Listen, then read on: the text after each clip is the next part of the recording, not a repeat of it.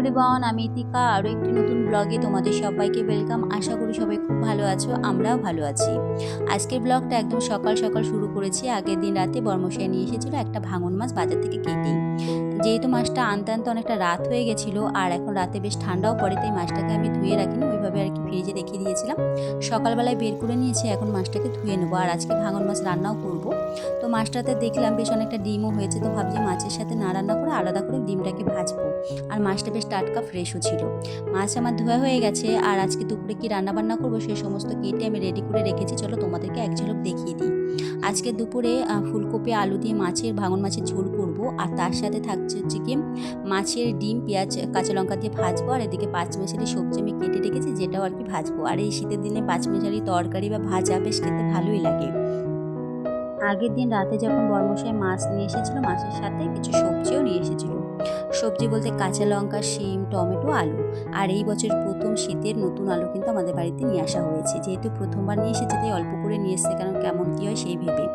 আর বর্মশাইকে আমি বলেই দিয়েছিলাম কিছু আনো বা না আনো অবশ্যই শিমটা কিন্তু মনে করে নিয়ে এসো। তার কারণ কিছুদিন আগে মা শুটকি মাছের একটা তরকারি বানিয়েছে আর সেটা আমার 2-3 দিন ধরে খুব খেতে ইচ্ছা করছে। তো শুটকি মাছ তো বাড়িতেই রয়েছে আর ওই রান্নাটা করতে গেলে শিমেরও দরকার। তো শিমটা ঘরে ছিল না, তাই একটি বর্মশাইকে বললাম শিমটা নিয়ে এসো। তো আজকে ভেবেছিলাম বানাবো, তো আজকে আর সময় হবে না বলে আমি ভাবছি দেখি কাল পরশু বানাবো। আর তোমাদের সাথে তো মা যেদিন মানে সে শুটকি মাছের রান্নাটা করেছিল সেদিন শেয়ার করতে পারিনি রেসিপি।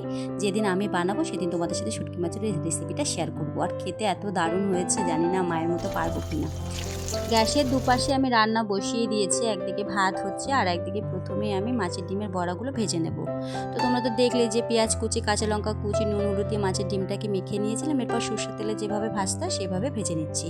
তবে আমার মাকে সবসময় দেখেছি মাছের ডিমের বড়া যখনই ভাজতো মা কিন্তু কখনো পেঁয়াজ দিত না, পেঁয়াজ ছাড়াই আর কি ভাজতো, শুধু কাঁচা লঙ্কা নুন হলুদ দিয়ে মেখে সরষের তেলে ভেজে নিত। আর সেটা খেতে এত ভালো হয়। আর কলকাতাতে মাছের ডিমের বড়া ভাজার সময় যদি ওই মাছের ডিমের মধ্যে পেঁয়াজ কুচি টুচি না দেওয়া হয় তাহলে কিন্তু মাছের ডিমের বড়া খেতে একদমই ভালো লাগে না। হতে পারে যে আমাদের ওখানকার যেহেতু বাড়ির পুকুরের মাছ আর সেই মাছের ডিম একদম টাটকা ফ্রেশ হয়, তাই হয়তো পেঁয়াজটা না দিলেও খেতে বেশি ভালো লাগে। তবে এখানকার মাছের ডিমের মধ্যে একটু পেঁয়াজ না দিলে একেবারেই খাওয়া যায় না।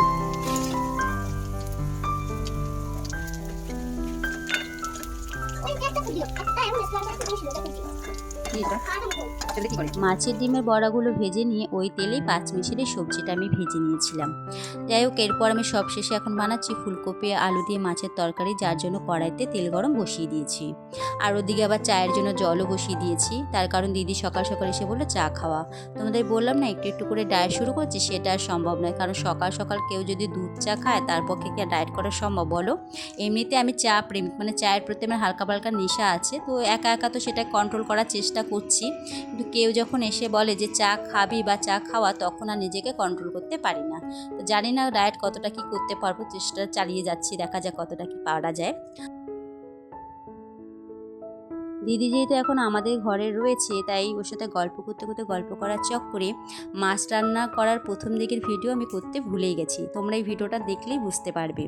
যাই হোক, মাছ ভাজা হয়ে যাওয়ার পরে ওই তেলেই ফুলকপি আলুটাকে আমি ভেজে নিয়েছি।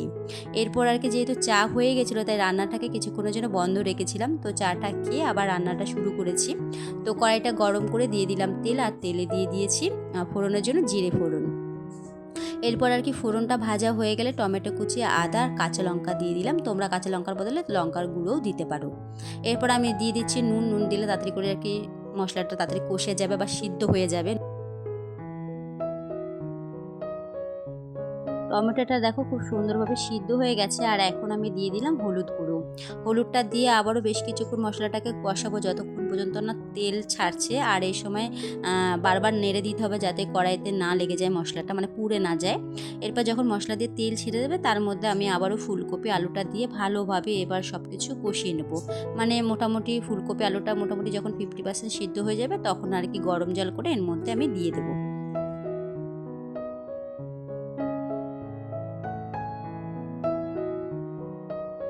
যেহেতু নতুন আলু দিয়ে মাছের তরকারিটা বানাচ্ছি, তাই নতুন আলু সিদ্ধ হতে তো একটু সময় নেই, তাই তরকারির ঝোলটা যখন ফুটে উঠেছে তখন একটা ঢাকনা দিয়ে আমি ঢেকে রেখেছি কিছুক্ষণের জন্য, যাতে তাড়াতাড়ি করে আলুটা সিদ্ধ হয়ে যায়।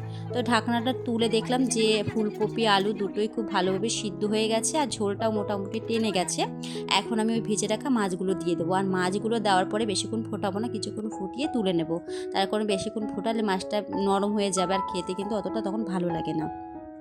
আর নামানোর আগে আমি দিয়ে দিচ্ছি জিরে গুঁড়ো আর ধনেপাতা কুচি। ধনেপাতা ছাড়া তো শীতকালের তরকারির কথা ভাবাই যায় না।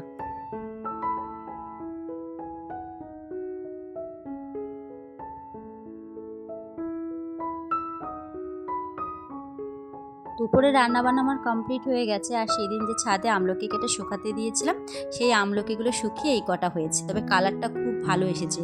অনেক সময় আমলকি কেটে শুকানোর পরে পুরো কালো হয়ে যায়, সেটা দেখতে একদমই ভালো লাগে না। আর একদিন রোদে শুকাতে দিলে আমলকিটা পুরোপুরি রেডি হয়ে যাবে। দুপুরে রান্নাবান্না কমপ্লিট করে নিয়েছি। এরপর আমার ঘরে বেশ কিছু কাজ ছিল, সেই কাজটা কমপ্লিট করলাম। মানে বেশ কয়েকদিন ধরেই ভাবছি কাজটা করছি করে আর করাই হচ্ছে না।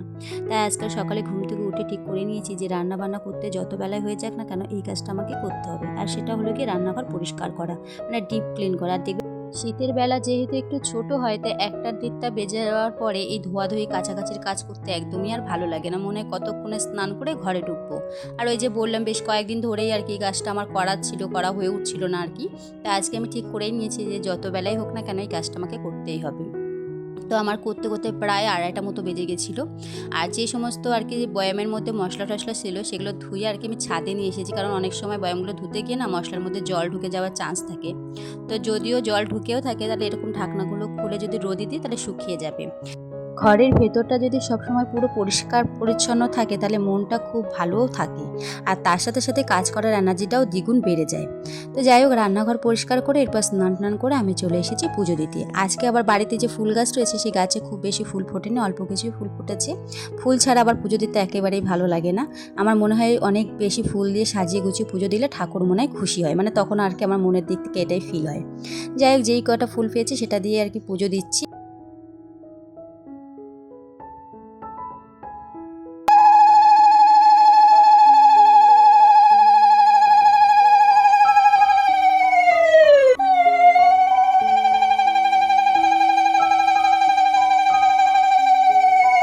পুজো দেওয়া হয়ে গেছে, এখন চলো তোমাদেরকে দেখিয়ে দিই দুপুরবেলায় কি রান্নাবান্না করেছি। তো ভাঙন মাছের ডিমের বড়া ভেজেছিলাম, তোমরা তো দেখেছো। আর বড়া ভাজার পরে কিন্তু অনেকগুলো আমাদের খাওয়াও হয়ে গেছে। এই সমস্ত জিনিস ভাত খাওয়া পর্যন্ত ওয়েট করা যায় না নিয়ে। আর এখানে রয়েছে সেই 5 মিশালি সবজি ভাজা, আর তার সাথে রয়েছে ফুলকপি আলু দিয়ে ভাঙন মাছের তরকারি। তো যাই হোক, আজকের ব্লগের গল্পটা এখানে এন্ড করছি। আবারও নতুন ব্লগে নতুন গল্প হবে। তোমরা সবাই ততক্ষণ ভালো থেকো, আর আজকের ব্লগটা কেমন লেগেছে জানিও। টাটা।